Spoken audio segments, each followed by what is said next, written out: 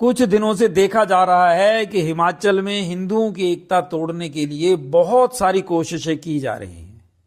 हिंदुओं को जातियों के नाम पर डिवाइड करके एक दूसरे के आमने सामने खड़ा करने वाली ताकतें बहुत ज्यादा सक्रियता के साथ हिमाचल में घुसी हुई हैं।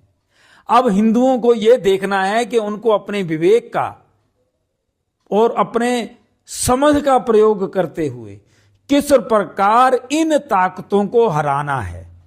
ऐसे लोग किसी भी रूप में आपके सामने आएंगे, ऐसे लोग कुछ भी करके आपको उकसाएंगे, ऐसे लोग चाहेंगे कि हिंदू आपस में लड़ करके जातियों के नाम पर लड़ें और एक दूसरे के सामने खड़े हो जाएं।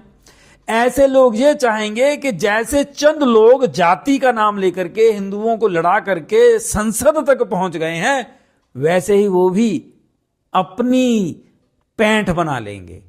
अब देखना हम हिंदुओं को ही होगा, ये बाहर से कोई नहीं आएगा। कोई भी राजनीतिक दल आपकी तरफ ऐसा ध्यान नहीं दे पाएगा, क्योंकि उनको वोट चाहिए होती है।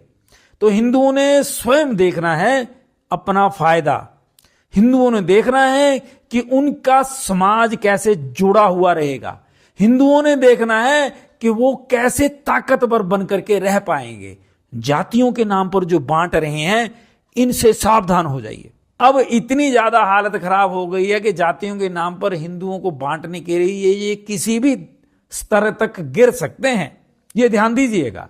और अब हम लोगों को समझना होगा, हिंदुओं को बड़ा ध्यान देना होगा इस चीज की तरफ।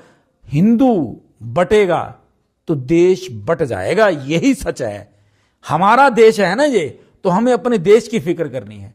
जो पर्सनल अगर मेरी ईगो सामने आ रही है, मेरी कोई और प्रॉब्लम है, तो मुझे उसको पीछे करना है। देश राष्ट्र सामने ला करके राष्ट्र के लिए अपने जो पर्सनल गरज है, अपनी जो पर्सनल अगर इंसल्ट भी है, उसको भी भूल जाने की कोशिश करनी है।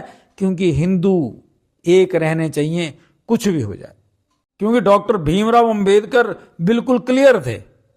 वो हमेशा ये बात बोला करते थे कि अगर भारत सुरक्षित रहना चाहिए तो उसके लिए हिंदुओं को भी इकट्ठे एक रहना चाहिए, डिवाइड नहीं होना। क्योंकि अगर हिंदू डिवाइड हो जाएगा तो दूसरी ताकतें इस देश के ऊपर कब्जा करना शुरू कर देंगी और कहीं भारत फिर से गुलामी के जंजीरों में ना जकड़ जाए। आप पढ़िए लिटरेचर बी.आर. अंबेडकर साहब का, आप उसका तत्व समझने की कोशिश करिए तो आप पाएंगे कि बी.आर. अंबेडकर साहब बहुत गहराई तक ये सच जानते थे कि भारत अगर बचेगा, हिंदुस्तान अगर हिंदुस्तान रह पाएगा, तो वो तभी है जब हिंदू एक रहेंगे, एक मुट्ठी की तरह इकट्ठे रहेंगे।